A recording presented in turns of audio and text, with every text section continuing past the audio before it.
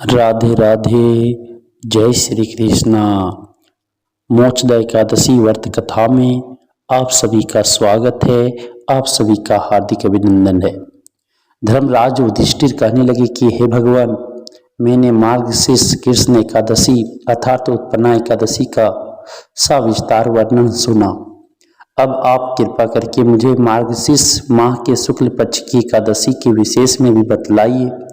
इस एकादशी का क्या नाम है तथा इसके व्रत का क्या विधान है, इसकी विधि क्या है, इसका व्रत करने से किस फल की प्राप्ति होती है, कृपया यह सब विधान पूर्वक कहिए। भगवान श्री कृष्ण बोले, मार्गशीर्ष माह के शुक्ल पक्ष में आने वाली इस एकादशी को मोक्षदा एकादशी कहा जाता है। यह व्रत मोक्ष देने वाला तथा चिंतामणि के समान सब कामनाएं पूर्ण करने वाला है, जिससे आप अपने पूर्वजों के दुखों को खत्म कर सकते हैं। इसका महात्म्य मैं तुमसे कहता हूँ, ध्यान पूर्वक सुनो। मोक्षदा एकादशी व्रत कथा गोकुल नाम के नगर में बेखानस नामक राजा राज्य करता था। उसके राज्य में चारों वेदों के ज्ञाता ब्राह्मण रहते थे। वह राजा अपनी प्रजा का पुत्रवत पालन करता था। एक बार रात्रि में राजा ने एक स्वप्न देखा कि उसके पिता नरक में हैं। उसे बड़ा आश्चर्य हुआ। प्रातः वह विद्वान ब्राह्मणों के पास गया और अपना स्वप्न सुनाया।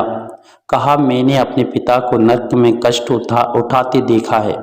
उन्होंने मुझसे कहा कि हे पुत्र, मैं नरक में पड़ा हूँ, यहाँ से तुम मुझे मुक्त कराओ। जब से मैंने ये वचन सुने हैं तब से मैं बहुत बेचैन हूँ। चित्त में बड़ी अशांति हो रही है। मुझे इस राज्य, धन, पुत्र, स्त्री, हाथी, घोड़े आदि में कुछ भी सुख प्रतीत नहीं होता। क्या करूं?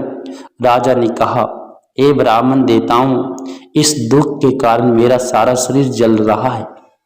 अब आप कृपा करके कोई तप, दान, व्रत आदि ऐसा उपाय बताइए जिससे मेरे पिता को मुक्ति मिल जाए। उस पुत्र का जीवन व्यर्थ है जो अपने माता पिता का उद्धार ना कर सके।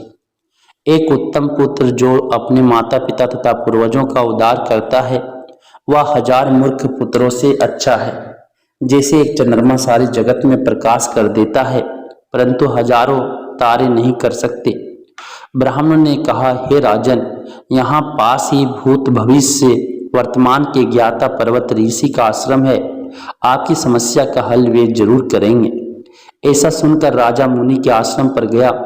उस आश्रम में अनेक शांत चित्त योगी और मुनि तपस्या कर रहे थे। उसी जगह पर्वत मुनि बैठे थे। राजा ने मुनि को साष्टांग दंडवत किया। मुनि ने राजा से सांगोपांग कुशल पूछे।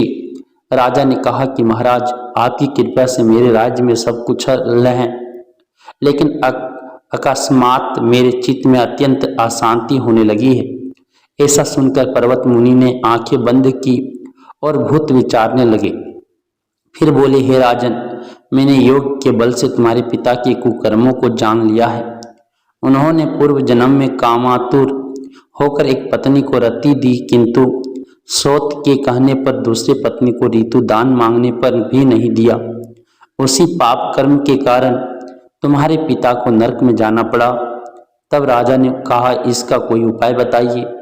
मुनि बोले, हे राजन, आप मार्गशीर्ष एकादशी का उपवास करें और उस उपवास के पुण्य को अपने पिता को संकल्प कर दें। इसके प्रभाव से आपके पिता की अवश्य नरक से मुक्ति होगी।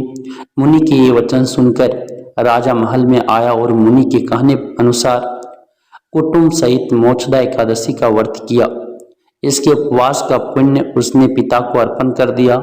इसके प्रभाव से उसके पिता को मुक्ति मिल गई और स्वर्ग में जाते हुए वे पुत्र से कहने लगे, हे पुत्र, तेरा कल्याण हो।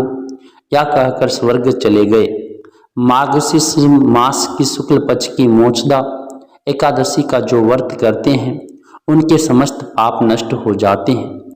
इस व्रत से बढ़कर मोक्ष देने वाला और कोई व्रत नहीं है। इस दिन गीता जयंती मनाई जाती है। साथ ही यह धनुर्मास की एकादशी कहलाती है। अतः इस एकादशी का महत्व कई गुना और भी बढ़ जाता है। इस दिन से गीता पाठ का अनुष्ठान प्रारंभ करें तथा प्रतिदिन थोड़ी देर गीता अवश्य पढ़ें। इति श्री मोक्षदा एकादशी व्रत कथायां समाप्तम। राधे राधे। जय श्री कृष्ण।